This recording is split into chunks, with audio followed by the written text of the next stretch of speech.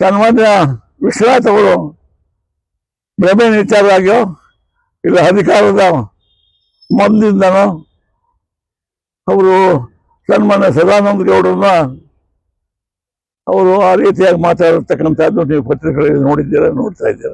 ಅವರು ಒಕ್ಕಲಿಗರು ಹಾಗೆ ಹೀಗೆ ಅಂತ ಮಾತಾಡೋದು ಅವ್ರಿಗೆ ಗೊತ್ತಿದೆ, ಅವ್ರ ಪಕ್ಷಕ್ಕೆ ಗೊತ್ತಿದೆ, ಅವ್ರ ಪಕ್ಷದ ವರಿಷ್ಠ ಆ ವಿಚಾರ, ಅವ್ರ ಪಕ್ಷದ ವಿಚಾರ ನಮಗೆ ಬೇಡ. ಅವರು ಈ ರಾಜ್ಯದ ಮುಖ್ಯಮಂತ್ರಿ ಆಗಿದ್ದರು, ಅವರು ಈ ರಾಷ್ಟ್ರದ ಕೇಂದ್ರ ಸಚಿವರಾಗಿ, ಲೋಕಸಭಾ ಸದಸ್ಯರಾಗಿ 16 ವರ್ಷಗಳ ರಾಜಕೀಯ ಸೇವೆ ಮಾಡಿದ್ದಾರೆ. ಅವರನ್ನು ಒಕ್ಕಲಿಗರ ಜನಾಂಗ ಅಂತ ಗುರುತಿಸಿ ಅವರಿಗೆ ಆ ಪ್ರಾತಿನಿಧ್ಯ ಕೊಟ್ಟರೆ ಜನಾಂಗದ ಪ್ರತಿನಿಧಿಗಳು ಅಂತ ನಾವು ತಿಳ್ಕೊಂಡ್ವಿ. ಅದಕ್ಕೋಸ್ಕರ ನಾವು ಸಂಘದ ಈ ಕಾರ್ಯಕರ್ತರಿಗೆ ಎಲ್ಲರೂ ಕರೆದ್ವಿ. ಒಕ್ಕಲಿಗರನ್ನು ದೇವೇಗೌಡರನ್ನು ಕರೆದಿದ್ವಿ, ಸದಾನಂದ ಗೌಡರನ್ನು ಕರೆದಿದ್ದೀವಿ, ಅಶ್ವತ್ಥನಾರಾಯಣ ಕರೆದಿದ್ದೀವಿ, ಎಲ್ಲ ಮುಖಂಡರನ್ನು ಕರೆದಿದ್ದೀವಿ. ಯಾಕೆ? ಜನಾಂಗದಕ್ಕೆ ಒಳ್ಳೆಯದಾಗಬೇಕು ಅಂತಕ್ಕಂಥ ಇದಾಗಿದೆ.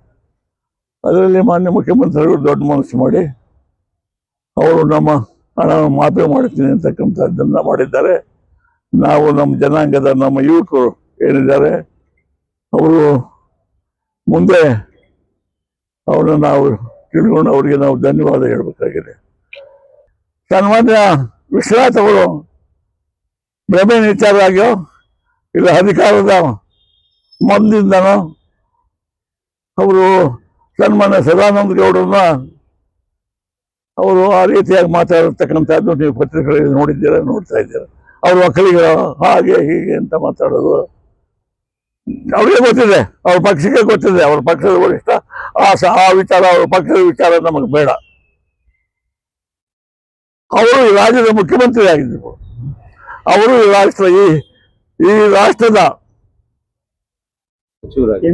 ಕೇಂದ್ರ ಸಚಿವರಾಗಿ, ಲೋಕಸಭಾ ಸದಸ್ಯರಾಗಿ 16 ವರ್ಷಗಳ ರಾಜಕೀಯ ಸೇವೆ ಮಾಡಿದ್ದಾರೆ. ಅವರನ್ನು ಒಕ್ಕಲಿಗರ ಜನಾಂಗ ಅಂತ ಗುರುತಿಸಿ ಅವರಿಗೆ ಆ ಪ್ರಾತಿನಿಧ್ಯ ಕೊಟ್ಟರೆ ಜನಾಂಗದ ಪ್ರತಿನಿಧಿಗಳು ಅಂತ ನಾವು ತಿಳ್ಕೊಂಡ್ವಿ. ಅದಕ್ಕೋಸ್ಕರ ನಾವು ಸಂಘದ ಈ ಕಾರ್ಯಕರ್ತರಿಗೆ ಎಲ್ಲರೂ ಕರೆದ್ವಿ. ಒಕ್ಕಲಿಗರನ್ನು ದೇವೇಗೌಡರನ್ನು ಕರೆದಿದ್ವಿ, ಸದಾನಂದ ಗೌಡರನ್ನು ಕರೆದಿದ್ದೀವಿ, ಅಶ್ವತ್ಥನಾರಾಯಣ ಕರೆದಿದ್ದೀವಿ, ಎಲ್ಲ ಮುಖಂಡರನ್ನು ಕರೆದಿದ್ದೀವಿ. ಯಾಕೆ? ಜನಾಂಗದಕ್ಕೆ ಒಳ್ಳೆಯದಾಗಬೇಕು ಅಂತಕ್ಕಂಥ ಇದಾಗಿದೆ.